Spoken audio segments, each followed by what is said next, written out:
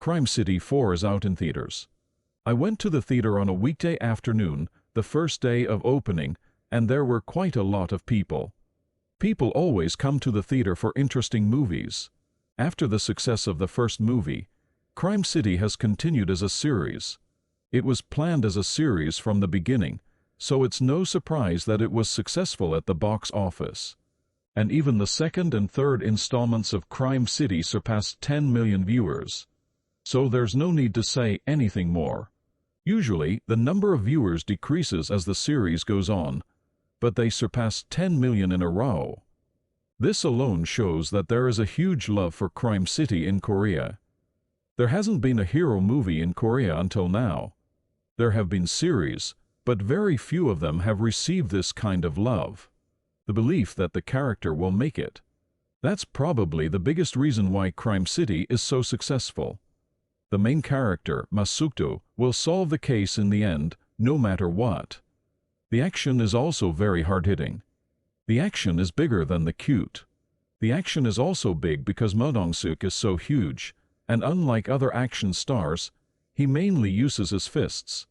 It's not so much about being super fast, but rather the overwhelming sense of power that comes from taking down an enemy with a single punch. That's what people love about martial arts.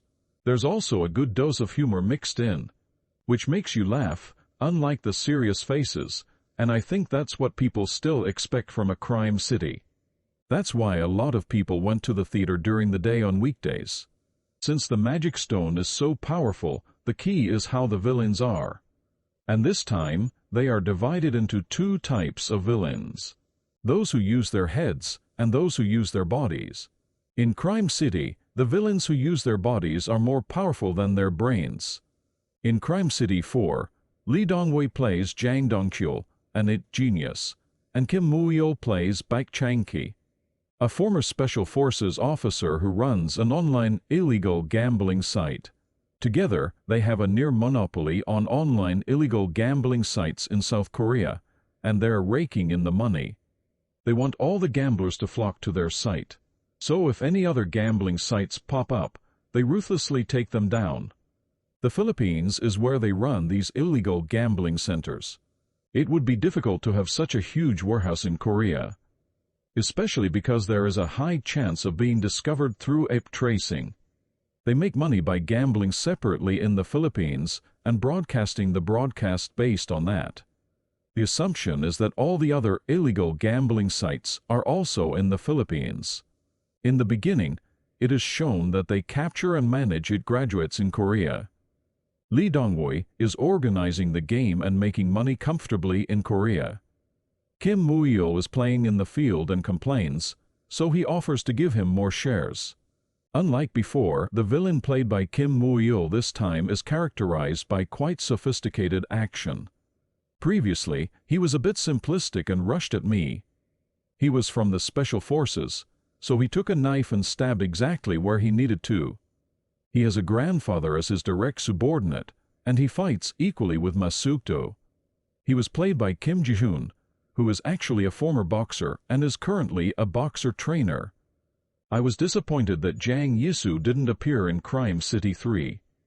But the trailer at the end of Crime City 3 was shown in Crime City 4. He played the role of Licorice in the drama, and he did it so naturally this time. I gave him the role of a secret police officer, and when the truth was revealed, the audience laughed. He had less screen time than I thought, but it was the most memorable because he made such a strong impression. The background feels a little bigger as it goes on. This time, unusually, the Philippines doesn't really have a magic map. It was rather a novel feeling, and there is no reason to go to the Philippines when watching the movie content. In Korean movies, investors are always complaining that the subtitles are full of subtitles at the beginning.